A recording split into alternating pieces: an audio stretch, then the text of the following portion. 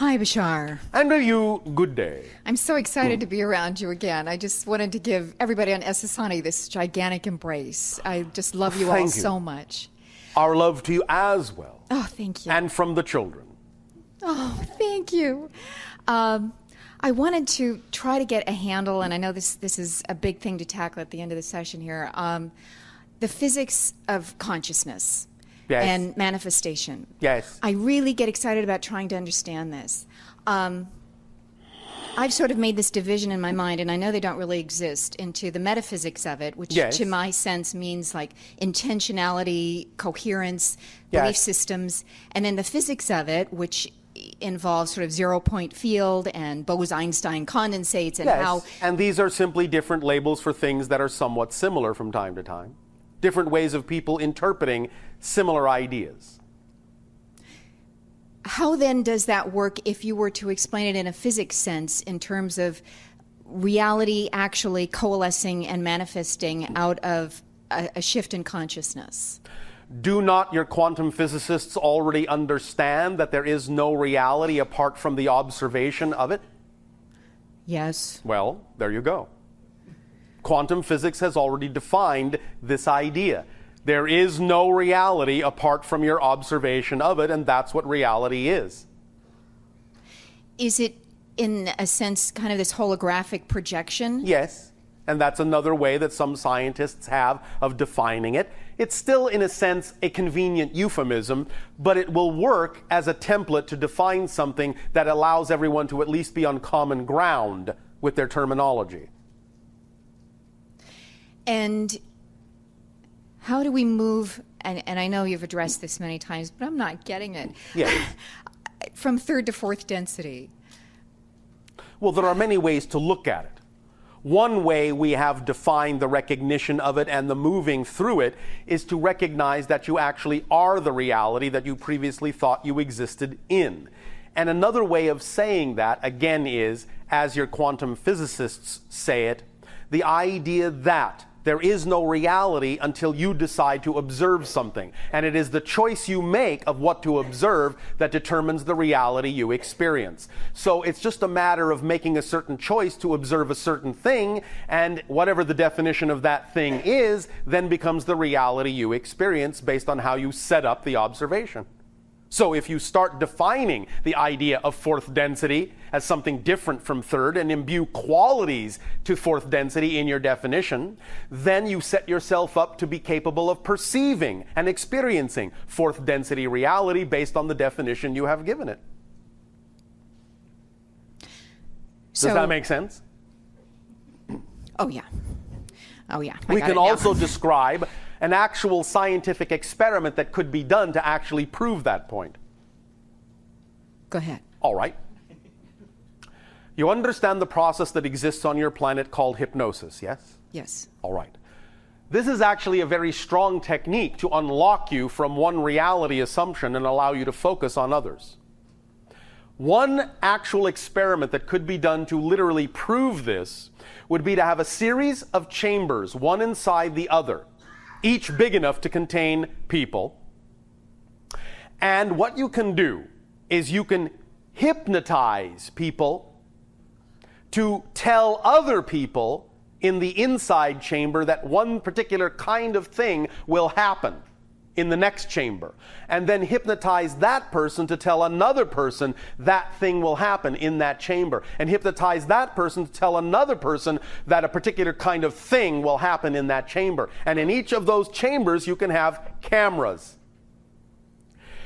In the outer reality chambers, the cameras will record one thing.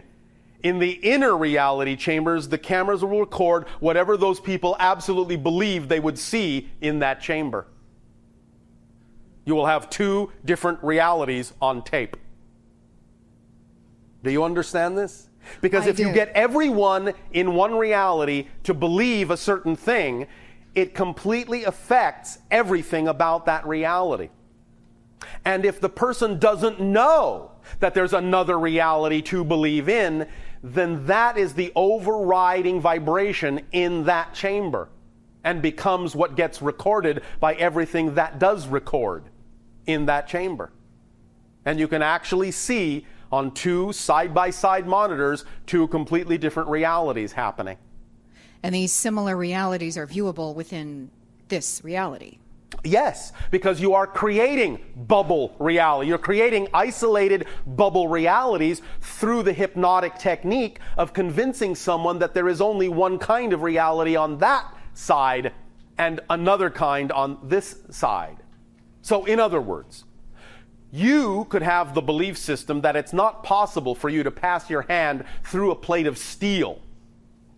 But if you convince someone in the inner reality through hypnosis, to convince someone through hypnosis, to convince someone through hypnosis, so there's no way to trace back to the original belief that there is no plate of steel in the inner chamber, you will actually be capable of seeing someone pass their hand through something that to them is really not there. You understand? So in terms of surpassing and dealing with the limitations that we put on ourselves, yes, can we then self-hypnotize to the point where that's we're able... what you do all the time. But we just don't do it That's in the right way. what belief systems are. You are hypnotizing yourself. And we're entirely capable of putting Yes. a different program in there. You are. With an no limit. overriding understanding that you can hypnotize yourself to something else. Yes. Does that help? Yes, as always. And And I'm not quite finished and I don't know where else to go with this.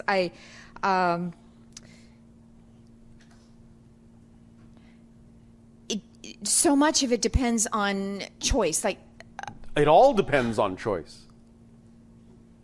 if you have, let's say, the physics experiment where they have the Schrodinger's cat, and the Yes. cat is either alive or dead. And of course, you know the answer is the cat is alive and dead, because that represents two different parallel realities. If you did it in the way we just described this experiment, you could actually record the cat both alive and dead. You will see both simultaneously co-occurring parallel realities.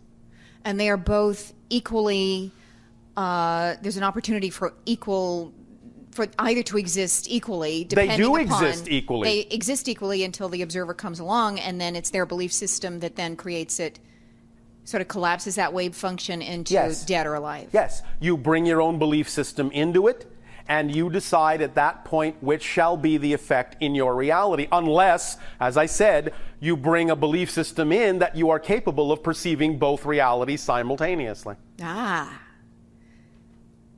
I am simply suggesting a technological way to assist you to do that.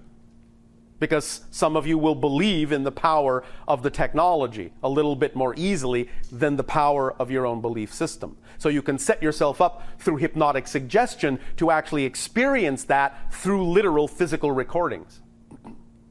Because you see, if you bring someone in as an observer that has absolutely no idea what the experiment was, then there will be no bias at all, and they will actually be capable of telling you that they see one recording on one monitor and a completely different result on the other monitor, because they have no idea what you did to get those two recordings, so there will be no contradiction in their mind that both recordings can exist side by side. You see? You need to constantly remove someone from the belief system level, though, that would, in a sense, allow them to collapse it one way or the other. That's what the hypnosis is for, and that's what the idea is for of a blind observer who has no idea what the experiment is, so they can actually tell you that they can see both results side by side without bias. And how do we break our circuit sufficiently to be able to exist in that state? You can start by understanding it is possible and Right. believing that it is possible Right. and conducting the experiment. Cool. There's that temperature again. I love you so much. Our unconditional love to you, and remember that your own imagination will also supply you with many other techniques other than what we have suggested here in this communication.